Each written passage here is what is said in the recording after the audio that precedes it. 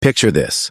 It's 12:47 a.m. on a Tuesday night, and I'm dead asleep when bang, bang, bang on my front door. I stumble out of bed, thinking maybe there's an emergency or something. I peek through the peephole, and there she is, Mildred, our HOA president, standing on my porch in her bathrobe with her phone in one hand and pointing at my driveway with the other. I open the door, still half asleep, and she immediately starts shrieking. "Your garbage cans! Look at them. They're still out there and pickup was yesterday morning." I look over at my driveway and yeah, my trash cans are still sitting there. I'd completely forgotten to bring them in after work. But here's the thing. It's literally the middle of the night. This could have waited until morning, right? "Mildred, I'm sorry about that. I'll grab them right now and—" "No!" She cuts me off, her voice getting even louder. "This is unacceptable!" The HOA rules clearly state trash receptacles must be stored out of sight within 24 hours of collection. "You're in violation!" I'm standing there in my pajamas, trying to process why this woman thought midnight was the appropriate time to discuss garbage can placement. "Okay, I understand. Let me just pull them into my garage right now and we can—" That's when she smiled. This cold, calculating smile that made my stomach drop. She held up her phone and said, "I'm calling the police. This ends tonight." And she actually did it.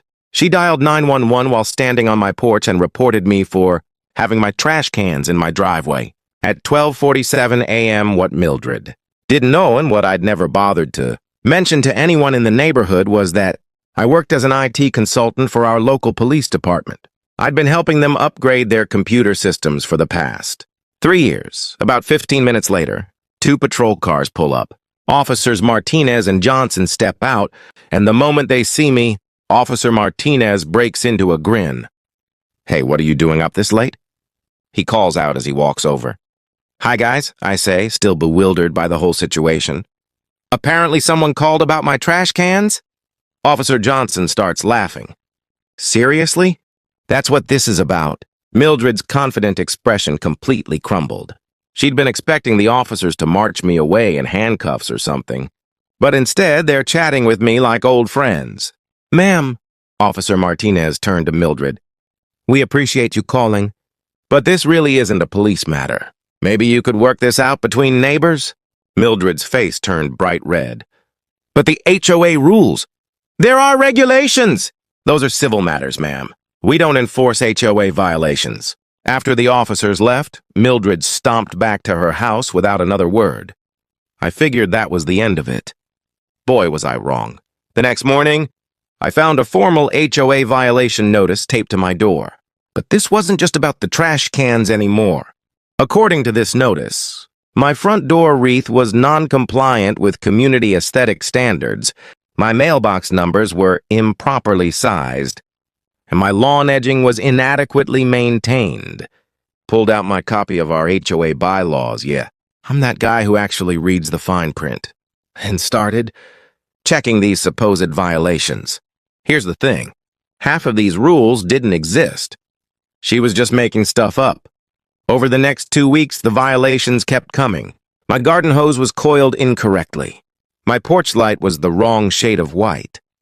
My car was parked 2.3 inches too far from the curb. She actually brought out a measuring tape for that one. I started documenting everything. Photos, dates, times. I even recorded our conversations when she'd come over to point out new violations. And that's when I noticed something interesting in her behavior patterns. She was always most active with her complaints on weekends. When she knew I was home, she'd take photos of my property from different angles, sometimes standing in my neighbor's yard to get better shots. And she was always alone when she did this. That gave me an idea. At the next HOA board meeting, I proposed installing a security camera system for the common areas. For everyone's safety and security, I said.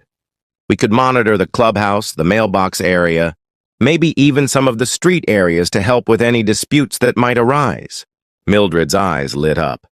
She probably thought she'd finally have video evidence of me doing something wrong. The board approved it unanimously.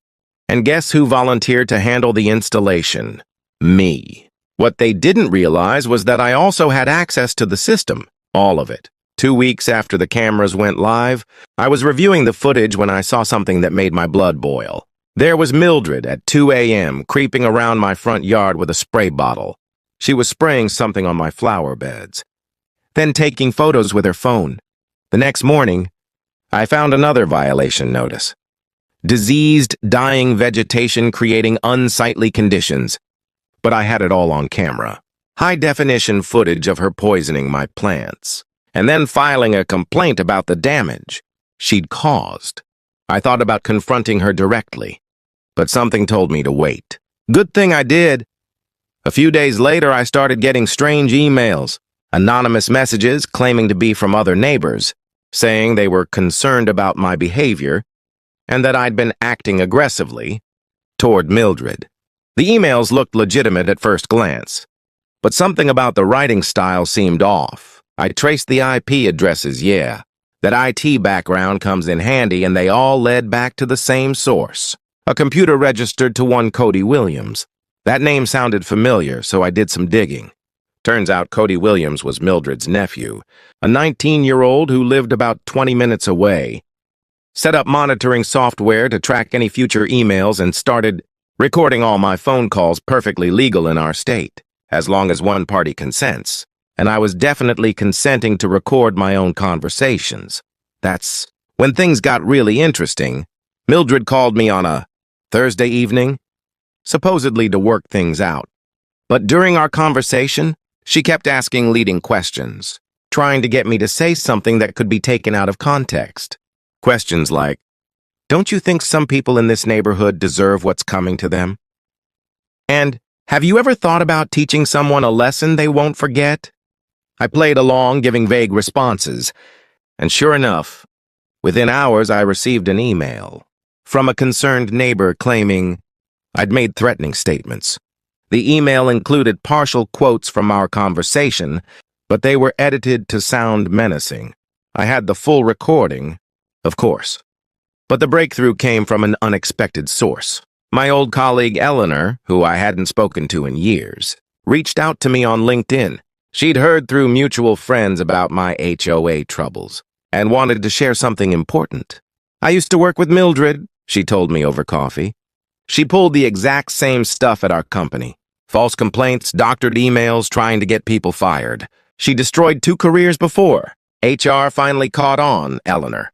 Had kept copies of everything, emails, witness statements, even recordings of meetings where Mildred had been confronted about her behavior.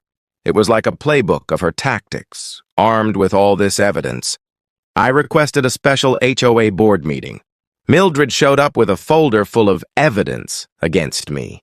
More fake emails, doctored photos, and even a petition signed by neighbors demanding my removal from the community.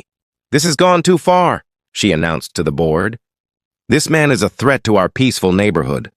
I have documentation of harassment, property damage, and even threatening behavior." That's when I opened my laptop.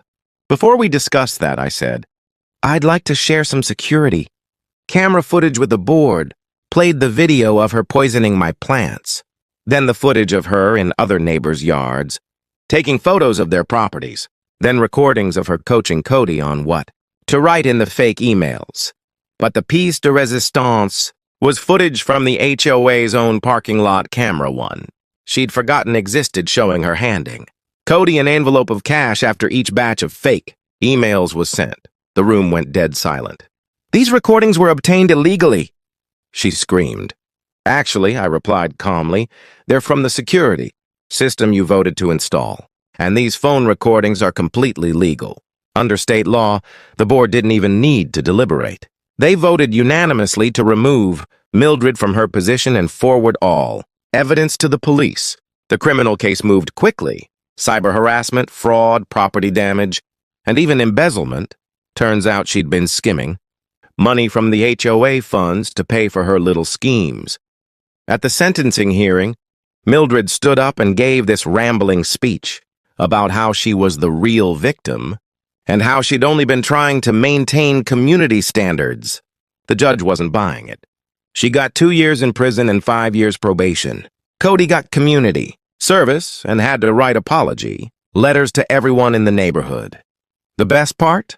The new HOA board used my evidence to completely rewrite our community guidelines, focusing on actual problems instead of made-up violations. And they kept me on as their IT consultant. Mildred's house went up for sale 3 months later. I watched from my front porch as the moving truck pulled away.